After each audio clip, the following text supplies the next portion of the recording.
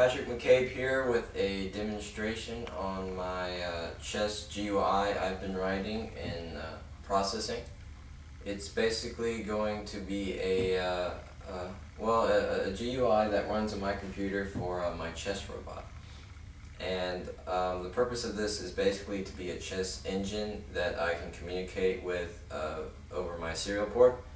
And I will just use an XB and have an XB on the robot. It'll be like a visual interface, and it will also just to get the alleviate the chess engine part from my robot onto my computer. Makes it a bit easier to debug and just to write. So here's a demonstration of what I have so far.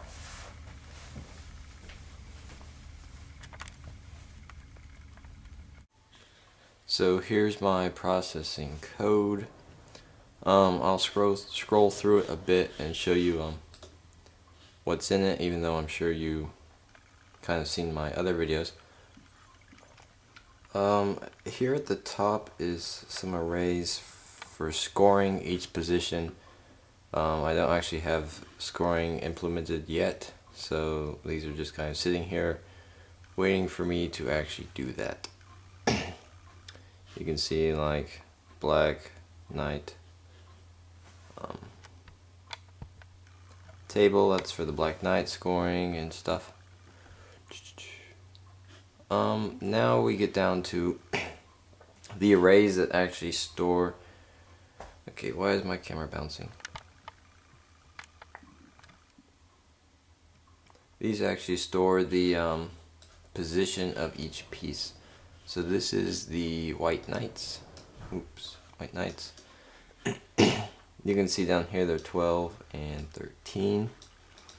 And that's just their starting positions. White bishops. Also, these store the possible moves. When the possible moves are generated, they get stored in here. So that's what all of those are. We have some arrays down here. Chessboard. This is the chessboard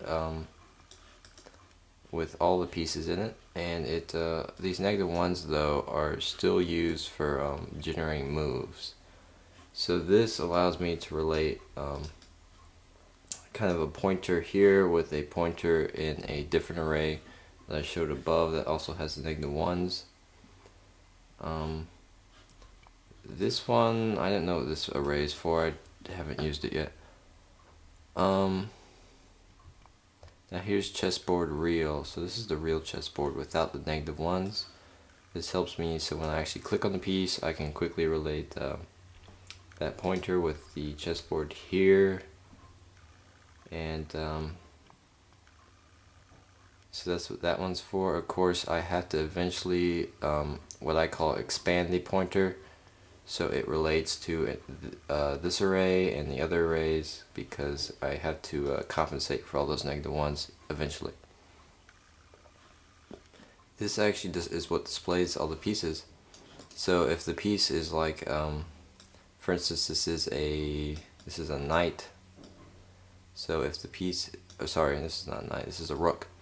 So if this is a rook, then the 10th piece will actually be a rook over here.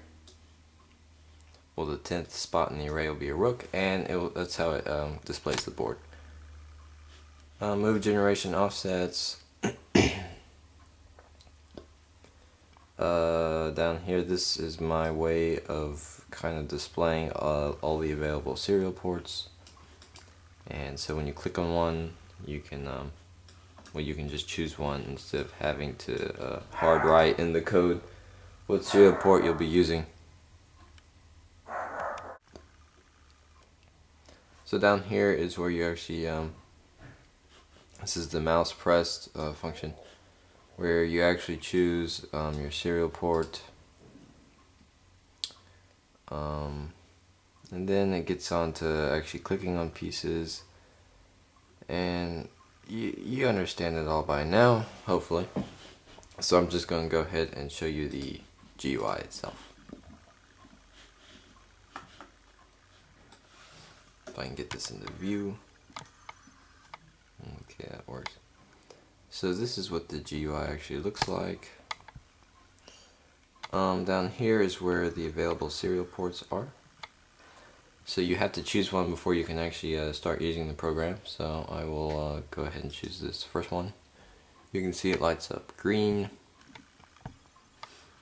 Okay, so now basically what the code does now is if I click on a piece, it generates all the possible moves for that piece, and then displays those on the squares. So if I click on this knight, you can see those are the two possible moves for it currently. I can click on all these pieces. Of course, if I click on like this, it doesn't display any moves because there are pieces in the way. I don't have the black pawns implemented yet. I just got these white ones implemented correctly, so I've yet to go back and fix the black pawns. But these knights work. Everything works but these black pawns. So I can actually, eventually I'll be able to like click on this piece and then choose a square and have it move there, but I can't currently do that. I can, however, go back into my code and I can move a piece by moving the values in these arrays. So for instance, if I go down to what'll be interesting, a bishop, white bishop. Okay, there's the array. So you can see you have one here at this number is 15. So we can just change that to a 0, and we'll go up to the third spot and put one there. So now there is one there, and we have a few more arrays we have to change. We need to change, chessboard. This array has to be changed. 2, 3. And so does this one down, the real chessboard. Has to also be changed.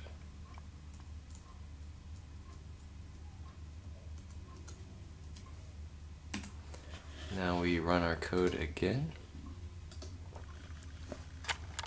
You can see there's now a bishop where I moved the pieces at. Let me make sure I choose my serial port. Okay, so now if I click on this bishop, you can see all the possible moves for it now. It can attack this piece here. It can't attack its own pieces, and it runs off the board there. So you can see it properly generates the moves.